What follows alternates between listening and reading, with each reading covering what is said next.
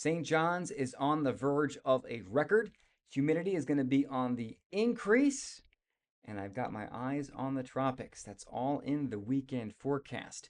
Before that, I want to tell you the date, September 5th, 2025, and also tonight's forecast sponsor, which is CU Financial Management. Visit cufm.ca today for expert financial advice. Satellite and radar picture this afternoon shows not a whole lot of activity on the go precipitation wise on the island. We are seeing some showers in Lab West, as denoted by kind of the texture in the cloud approaching Wabash and now Churchill Falls. But what I want to draw your attention to on the island is some low cloud that is working its way down to the south. You can see it here really nicely from almost Cape Friels into Bonavista Bay, just south of Lower Island Cove as of 4:30, and then on to the Northeast Avalon and parts of the southern shore. And that has moved onshore thanks to winds turning onshore from the northeast or from the east. And that change in wind direction has bumped temperatures down today for highs. 18.9 was the high at St. John's International today.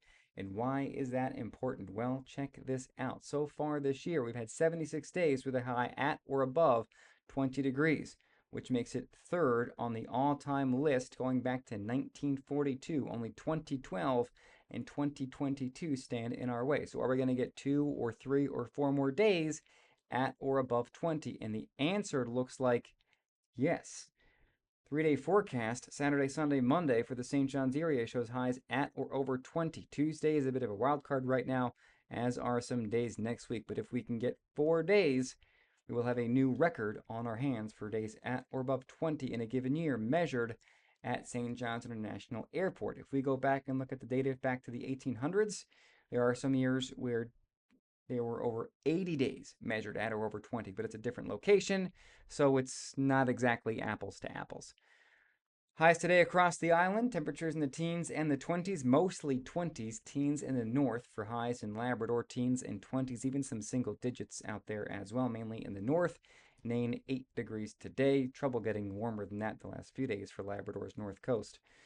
Across the province overnight, temperatures 7 to 12 or 14 in Labrador, and looking at 9 to 14 or so on the island. A pretty quiet night overall, although we are going to be seeing some showers, some rain, and maybe even some thunder showers rolling through Lab West overnight. I should say Labrador overnight, and again as we start tomorrow. But that will set us up for a drier day Sunday in the Big Land and a cooler day in some areas as well, like Goose Bay, 19 on Sunday, 25 is the high forecast for tomorrow. On the island, looking at 20s for many of us both days.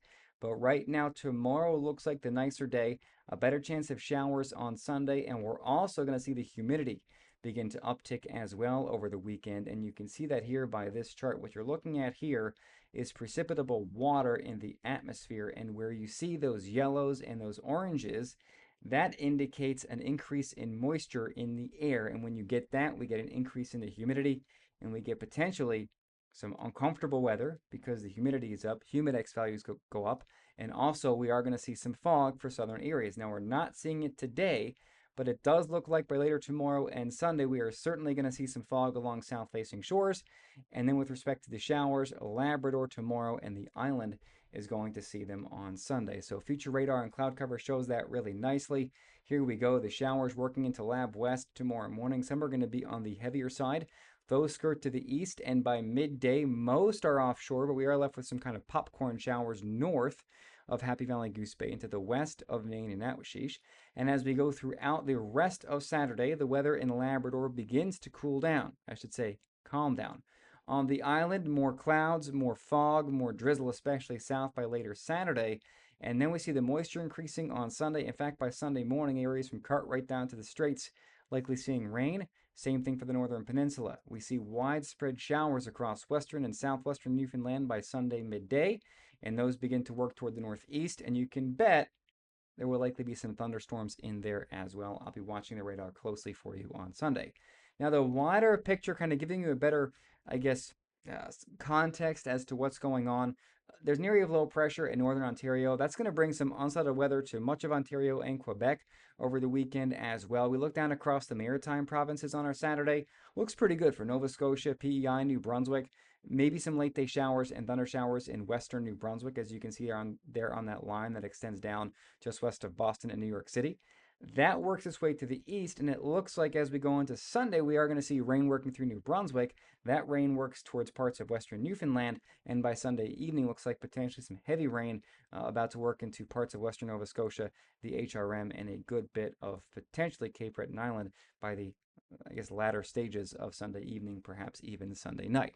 Now, this time of year, we're often watching the tropics for action because any storms that form kind of in the western Atlantic or eastern Atlantic have a potential to always at least bring some kind of impact or concern to Atlantic Canada. And right now, there is a wave that is developing off the coast of Africa, but it's nothing substantial right now. The National Hurricane Center still gives us a 70% chance of developing into a tropical system in the next 5 days and a 40% chance in the next 2 days. So something to kind of keep in mind. But overall, no tropical systems, no major systems. So if you want to take part in the recreational food fishery, which I think this might be the last weekend, we're looking decent weather-wise, but it is going to be pretty breezy on the water. So certainly keep that in mind. And remember, if you're looking for information that's going to help you make critical decisions, this is not your forecast. This is very, very generalized. If you need something like that, be sure to check with the Marine Forecast from Environment and Climate Change Canada or consult an expert. I can give you a better forecast for a particular location, but you need to send me a DM or an email for me to give you that kind of information. But overall, no large waves in the forecast for most areas, but it will be breezy. So with offshore flow, so if you're close to the inshore, it's pretty good. The further away from the coast you get, obviously the bigger swell you'll get from the wind wave and potentially the swell, depending on what direction that is coming from. Either way, again, this is for general purposes only.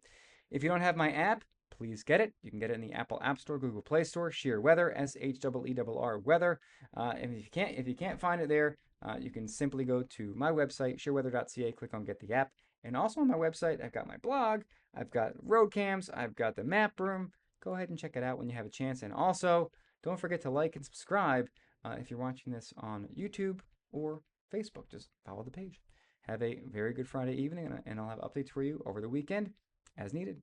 Bye bye.